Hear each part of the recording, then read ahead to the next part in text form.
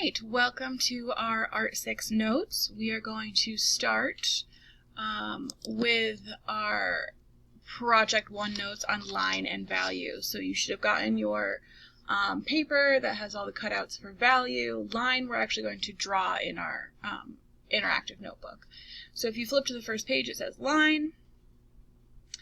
There are generally three different types of line that we want to talk about. We want to talk about straight, curved, and zigzag. So a straight line is going to be a line that doesn't bend, it doesn't change direction, it goes in one direction and keeps going. Curved is going to gradually change direction, so slowly bend around. And zigzag is going to sharply bend at a point. So like the C in the word curved is a curved line, the Z in the word zigzag is a zigzag line. Go ahead and draw those into your first three boxes where it says straight, curved, and zigzag. And then the little section over on the side, why does this matter? Why do we need to know the different types of lines? It's because the lines direct the viewer around in artwork. They tell the viewer where they're supposed to be looking. You can use lines almost like arrows pointing your attention to different places.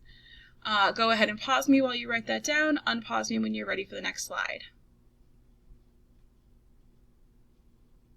Okay, so the next section is now direction of lines. We have vertical, horizontal, and diagonal. Vertical are going to be lines that go up and down. Things like skyscrapers, trees, all of those things grow up and down. Well, buildings don't grow, but you know what I mean.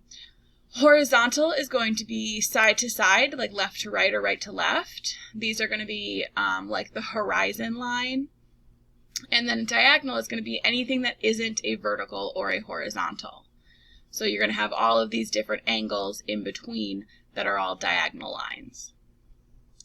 And again, the why does this matter part, when you're using vertical and horizontal lines, they're very calming. You think about like the horizon and buildings and trees, they don't move, barring earthquakes, much. They're calm, non-moving.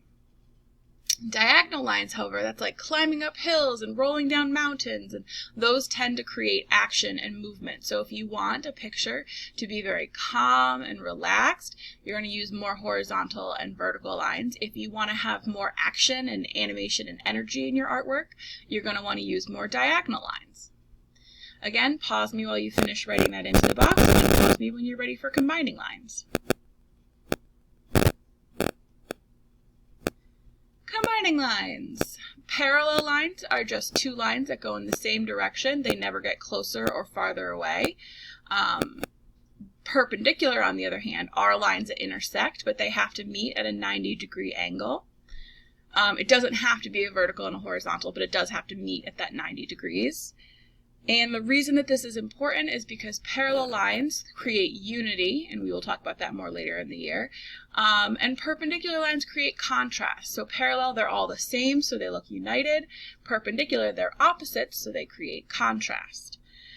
And go ahead and pause me until you are ready to move on to the value slide.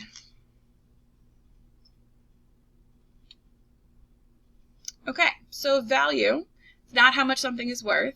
It's how light or dark something is. It's the change in a color from the very lightest to the very darkest. The very lightest color is going to be white. The very darkest color is going to be black. You add white to make a tint, and you add black to make a shade. So to make things darker, you add black, you make things lighter, you add white. That's how we make tints and shades. You are now going to cut out all of your little pieces in your values paper, and you're going to arrange them on your value page in a grayscale, which is what this is called, when it goes from the lightest to the darkest or the darkest to the lightest. It doesn't matter which way you start, it's still grayscale.